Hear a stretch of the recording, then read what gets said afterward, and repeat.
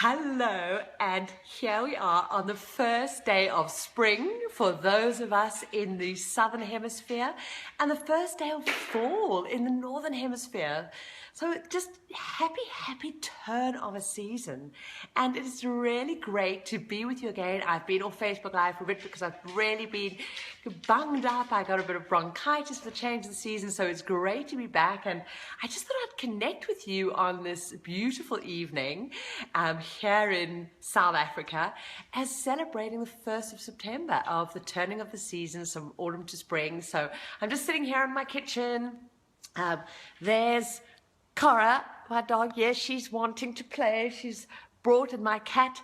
But there are a few key things that I wanted to share with you. And one was really, as the seasons change and we go from one season to another, there's some really key principles that they represent in terms of a rich, wealthy life. So just as we're here and saying happy spring, let me know, are you a spring or a fall right now? So if in the southern hemisphere, you're springing or you're falling. And this whole spring or fall was really a key principle around the concept of this important wealth concept of you've got to let go before you can have something else, before you can bring something into your life. And often it's our inability to let go, or when we hold on to stuff, and this can be emotional, this can be physical, this can be investments that actually keep us stuck and prevent us from living our rich, juicy life.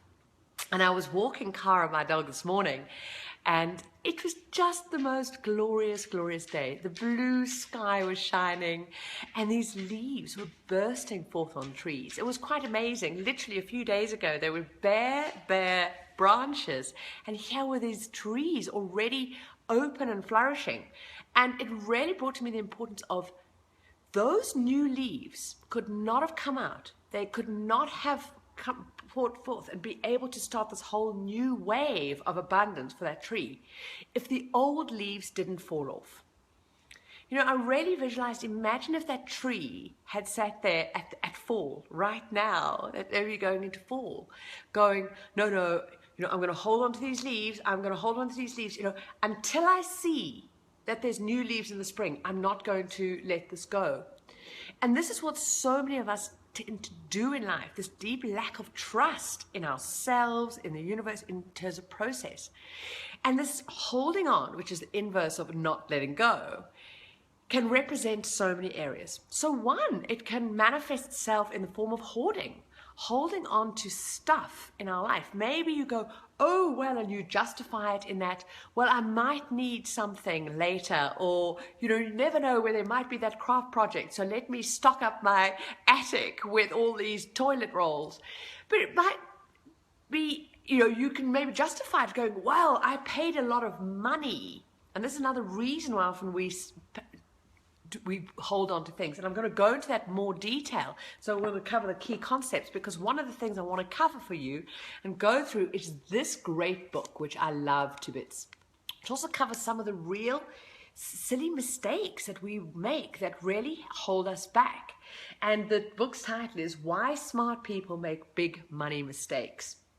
And really key around this hoarding. So hoarding, we can hold on for all sorts of reasons, and often we can justify it. But hoarding is absolutely comes from a place of deep scarcity. Scarcity that there won't be enough, that there isn't enough. Scarcity and lack of trust that if down the line you happen to need that power tool that you haven't used forever, or that piece of furniture, that you're believing that, well, of course it will be available for you. So what happens is we then keep these things and hold on to them. And the very fact of holding on prevents us to be able to bring new into our life. This happens at a metaphysical level, but a very practical level, because just holding on and hoarding also means that physically in our environment, we can't bring new things in, because quite frankly, there's no space, there's no energetic space. And clutter in our homes, in our space, on our bodies, in the busyness of our day-to-day lives means that there isn't space to actually bring in new ideas, creativity, new things of joy. And in fact, energetically, it drains it. So this is a key first principle I want to really cover, this paradox of, this important of the inverse of letting go and versus holding on. And knowing what is what and why letting go is so relevant in a change of season like this, and really learning from nature that, like that tree, if that tree had not let go of its old leaves and was prepared to stand bare for a while and create space for the new in, there's no way these new spring leaves would come in. So I think right now, as we explore this a little bit further, I want you to really feel, as we go into deeper, what is it that maybe in this season now you need to be letting hold of? And Andrea, thank you so much for sharing, because I really get this, because I think sometimes it's quite easy for us to slip into holding on. Sometimes maybe it's relationships that we hold on to. Maybe it's investments that we hold on to. This is a huge, huge barrier, this holding on too long when something has no longer served us. So what are some of the reasons that we hold on to something? I've already mentioned that the first one is often a fear of scarcity, that we'll never be able to have this again in the future, or almost that this is as good as it's going to get. So we have a real scarcity projection about our future, which also is a story about our own ability to create what we want. And now if we were able to create that in our past, absolutely, we have everything to take to create in our future, so we can then let it go abundantly, because maybe we want that thing in the future, but hell, maybe we want something else or something better. So there's that scarcity projection of the future. Another reason we hold on to something is often we have a judgment that if we let something go from our lives, it implies that it wasn't good, or it didn't serve us. So this is where you'll see people will hold on to. Often, so an example of this is where people hold on to all of their kids' memorabilia from their kids growing up. Now, I can be sentimental and hold on to some of the key things, but I'm talking about where there's almost every tooth. It could get a little bit obsessive, but it's every report card inside, and believing that if to throw anything out that has emotional value to us, that has heart or has meaning, would mean that we were dismissing or diminishing the value or the joy or the experience that thing brought into our life. And so this is really key to understand that the thing that it represents is not the experience, is not the memory. But this can also relate to relationships. So let's say there's a friendship or maybe a marriage or a connection which it's had its season. By really going, wow, do I need to let go of this so that something else can come in? Often the judgment and assumption can be, if I let go, if I end this in my life, does that mean all of that time and all of that energy that I spent investing in that, does that mean it was a waste? And this relates also to investments, in that what is often called the sunk cost fallacy, and often can lead people to throw good money after bad. Now that itself already seems like a judgment, but there might have been, say, an investment that absolutely served you for a period of time. Maybe it was a growth or investment property, and it served in that specific part of your wealth plan and that specific journey. But we evolve, we shift, and then we have different needs from our assets, different needs from our relationships, different needs from our environment, different needs from our businesses and the things we do. But often we can go, but it was really good. It was really good. So, I better hold on to it. But the very act of holding on and not acknowledging the beauty of something and what it served while it was serving, and then allowed to go on, the very act of holding on is the very thing that then starts making it bitter and transforms it and starts that rot. Imagine when a fruit gets stuck on a tree and it stays too long, it doesn't come off when it's ripe and ready to be eaten and finished. That fruit then starts rotting and it becomes fetid. And this is what we can often do to things that we hold on to our lives, investments. And so, as I've mentioned before previously, really going, this book, and I highly recommend it. So this book is Why Smart People Make Big Money Mistakes, Lessons from the Life-Changing Science of Behavioral Economics. Fascinating. Now listen, I get it. I am a bit of a money and wealth geek, but honestly, these guys are super because they break it down. Because see, there's the jar with all the money flowing out. Because often we need to understand our behaviors of why we either choose to hold on to something, not let go, or why we let go of some things that actually are serving us and hold on to things that aren't serving us. Because this often how we do one area of our life, we can do others as well. So often you'll also find that we let go of something way, way, way too fast when actually it could still be serving us. And again, this happens in the investment side. So, sunk cost fallacy. This is where somebody's maybe put money into an investment, a business, a deal that they're doing, or maybe into specific shares, and now the value has gone down. The market's turned for some reason. There's no longer a market for that specific business widget, or just it hasn't worked out how we had hoped. And so we go, well, no, I can't stop. I can't let it go because I've invested in this. I've invested money. And so often people will hold on to poor performing investments and sell well-performing investments because I'll go, oh, well, no, that one's okay, so it's made money, so I can sell it and I'll release that money, but I'll hold on to these dodgy things, hoping that they'll recover, or actually putting more money into that investment, trying to kid themselves. And so why do we do that? Because there's a part of us that judges ourselves, that we hate to feel that we were wrong, that we somehow made a mistake, and we attach our identity and our value. And instead of going, that didn't work out. It doesn't make me bad. It doesn't mean I didn't work out, that I'm a failure.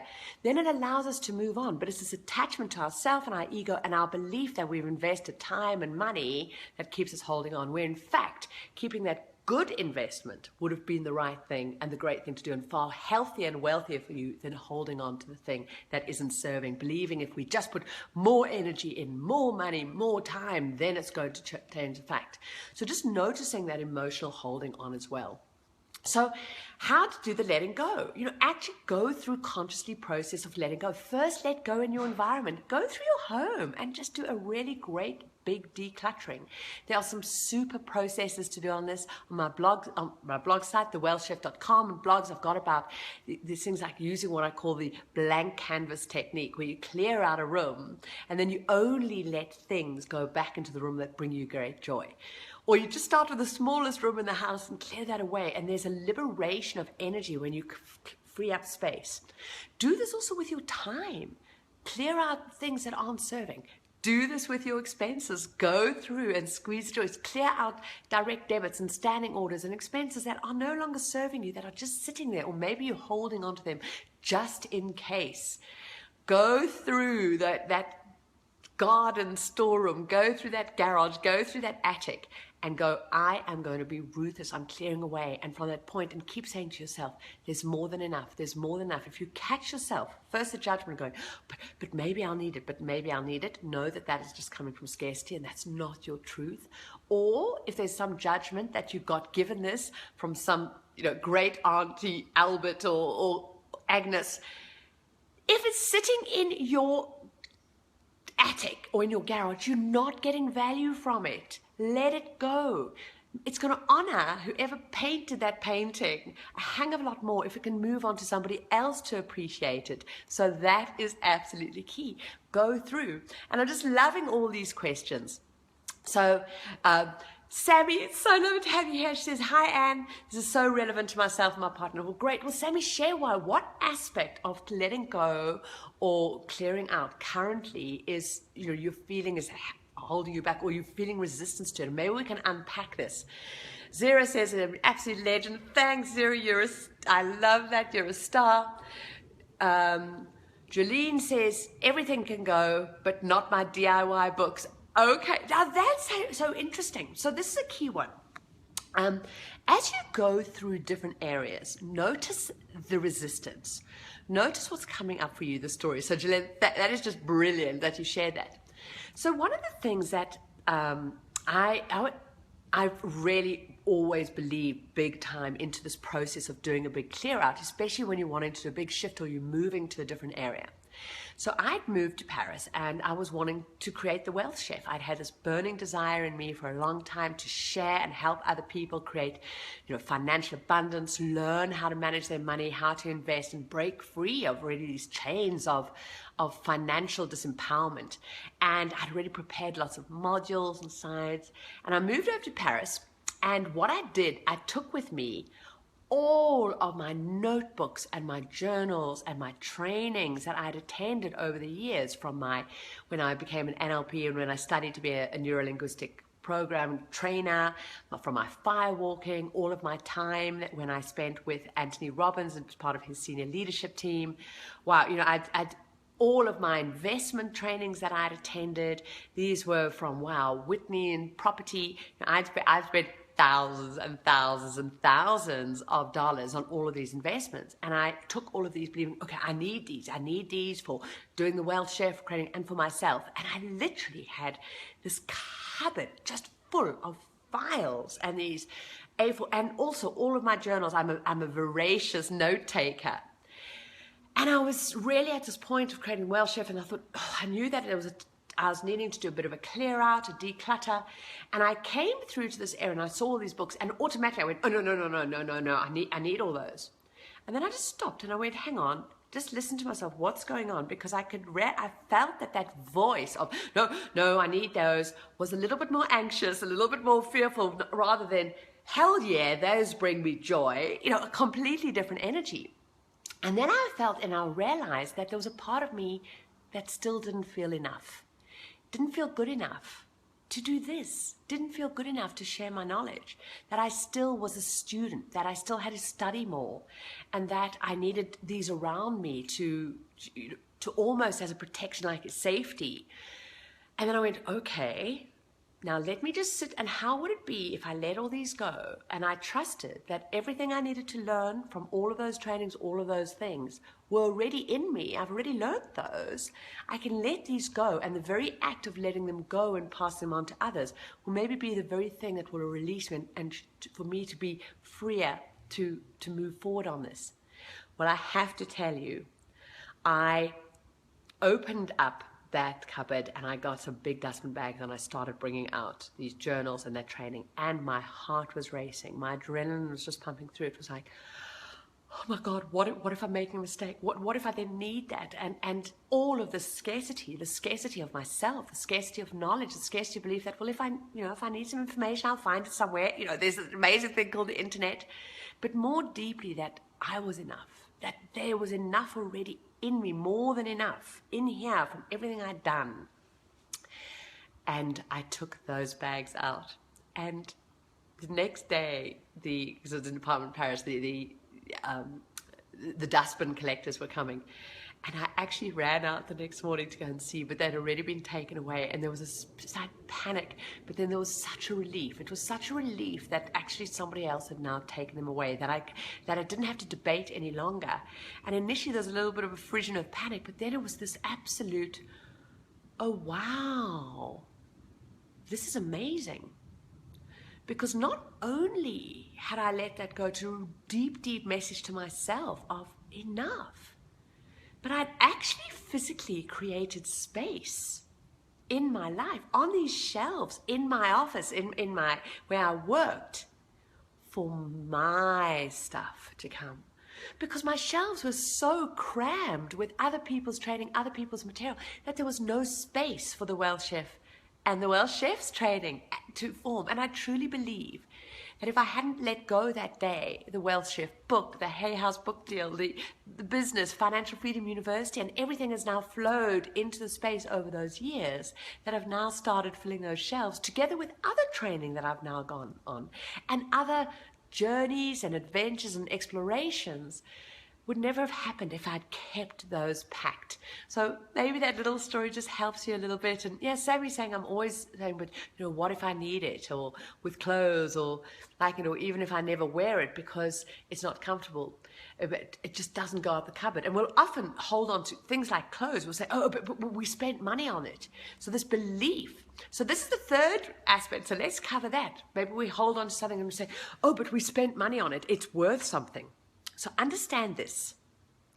As soon as you bought that thing, as soon as you exchange your money for that thing, whatever it is, it could be clothes, it could be furniture, it could be a book, whatever that is, the money's gone. The money left your life as soon as you made that decision to exchange your money for that thing. So that's a big one to go, so using the thing, but it's worth something, I spend money in it. No, it's not. Now the only value it has, the only worth it has, that thing, is if you use it and if it brings you joy. Really key things. You use it and it brings you joy. So if it's not comfortable, if it doesn't really fit, if you don't really enjoy it, it's not bringing you joy. So it's not bringing you value. And in fact, it's a bit like debt. So when we hold on to stuff and go, oh, we've got to use it because we spend some money, or we better hold on to it because we spend money, it sucks out the energy of being able to actually replace it with something that serves, an asset that can actually serve us, that can bring us value, that can bring us juicy life. So Sammy, I'm really looking forward to you clearing out that cupboard and getting that going and just noticing what it feels like to sow. Does this bring me joy? So one, the money's long gone. Let all of that go. Doesn't matter how much. It could be thousands you spent on something, piece of furniture, but if it doesn't fit into your home now, if it doesn't serve you, let it go. Move it on. You know, this has been such a key thing for me, and the joy of knowing that that thing can now go on to somebody who it does fit, who can get joy, who can get value for it, is so, so important. So do that. And, you know, one of the other stories that I think is just really relevant today, and because here we are in Africa, it's fun, and I've got it in the above, is story of how to catch a monkey. So in villages, and out in the bush here in South Africa and Africa, we know that if you want to catch a monkey, all you need to do is go and find a calabash or a gourd, or even get a pot made with a narrow neck, just a small opening in it. Now that pot is going to be, that opening is going to be just wide enough that if a monkey were to put its hand like this, it would get its hand into the pot. Now into that pot or that calabash, you get some juicy nuts and put those nuts into that calabash or into that clay pot, and you go and you put it out into the field, into that area wherever that naughty monkey is causing havoc, that you wanted to catch that monkey. And you leave it there, and before long, that monkey is going to come along and smelling those nuts, it's going to put its hand into that pot. And it's going to feel for those nuts, and in that moment it's going to feel the nuts, and it's going to grab a handful of nuts. And then you start running towards the monkey, and that monkey, in its panic, seeing you, it's going to try and run away. But you've tied down that pot or that calabash. But that monkey is now going to be caught. It won't be able to get its hand out that pot. Why? Why can't it get its hand out that pot? Because it can't let go. It can't let go. So even when letting go, something as simple as would free it and allow it to go back to its freedom, it won't let go. Because it believes there's no more nuts anywhere else. And I believe we do this on so many levels of our life. We trap ourselves. We have our own version of that pot tied to a tree where we won't let ourselves go, because the simplest thing is just to say, just let go. Let go. Trust that there's more than enough. That go out there, free yourself, because there are going to be other nuts on trees that you can find and feed yourself. But your freedom, your joy, your expression is so much more important than holding on to all of these because you're fearful that there isn't going to be what you need in your future. So let those things go. Just to recap, enjoy this transition of the season. So if you're going into fall, this is such an amazing time of going, this is a part of harvesting. This is harvesting all of those fruits of hard work and going, what have I put in place? And what do I need to ensure that I put in place so that I can look after these fruits that I've already created through this fall and or autumn and in through winter, knowing that it is only a season, that I need to lay some stuff down to see me through. Now, maybe like me, you're in spring and you're going, woo, and it's so great because you can actually open your doors to the outside and you can start. So this is all about opening up, letting go, airing out, really that spring cleaning and going, what are the aspects that I can clear from my life and free up so that you can let those new shoots come back through. Remember, I spoke about the importance of letting those leaves go, letting them fall off, and that time to enable the new to come through. And so please just share with us. Oh, this is so good. Julian says, Saturday, a few monkeys are going out of my house. Fantastic. And clearing out. We said, we've got some garage sales happening. That is brilliant. Brilliant. Absolutely. Because, this is key. So this is what's so cool. When you choose to start letting go, not only, that letting go doesn't just have to be tossing it in the bin. Actually, you can go, how cool is this? I can have a garage sale. Maybe I can sell stuff online. And it depends on what the thing is. This could be, Facebook's got a whole lot of different forums for in your very area about if it's furniture or local stuff.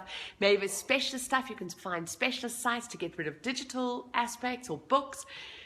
You can sell bigger items, and then you take that money and you put it into your blitzing your debt if you've got consumer debt. Because here's the thing. Debt is a huge aspect of baggage and holding on as well, because it's you've exchanged your future life force, you've exchanged your future money for something now. Most things, remember, this is a consumer debt, something that doesn't have any value. So while that debt sits in your life, it is like a parasite. It's eating away because it's still sitting there, but it's feeding off your money still. So not only has it taken up future money that you're going to make to have to pay it off, but the interest is eating away like this parasite. And that's what also holding on to a lot of stuff does for us, because energetically, emotionally, we don't feel good when we're holding on to things that are no longer serving us. Not only because it's preventing us getting the new, because it starts to rot.